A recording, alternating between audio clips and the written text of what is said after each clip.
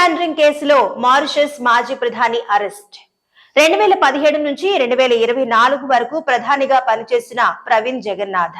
ఆయన హయాంలో ఆర్థిక అవకతవకలు జరిగినట్టు గుర్తింపు. సోదాల్లో కీలక పత్రాలు, ఖరీదైన వాచీలు, పెద్ద మొత్తంలో నగదు స్వాధీనం. మనీ లాండరింగ్ కేసులో మారిషస్ మాజీ ప్రధాని ప్రవీణ్ జగన్నాథ్ ను పోలీసులు అరెస్ట్ చేశారు. 2017 నుంచి 2024 వరకు ప్రధానిగా పనిచేసిన జగన్నాథ్ గతేడాది చివరిలో రాజీనామా చేశారు. గత ప్రభుత్వ హయాంలో కొన్ని ఒప్పందాల్లో ఆర్థిక అవకతవకలు జరిగాయని, వాటిపై ఆడిట్ నిర్వహిస్తామని ఆ తర్వాత ప్రధానిగా బాధ్యతలు చేపట్టిన నవీన్ రామ్గూలం ప్రకటించారు. ఈ నేపథ్యంలో తాజాగా జగన్నాథ్ నివాసంలో ఆర్థిక నేరాల కమిషన్ శనివారం సోదాలు చేపట్టింది. ఇందులో భాగంగా కీలక డాక్యుమెంట్లు, ఖరీదైన గడియారాలు, పెద్ద మొత్తంలో నగదు స్వాధీనం చేసుకుంది.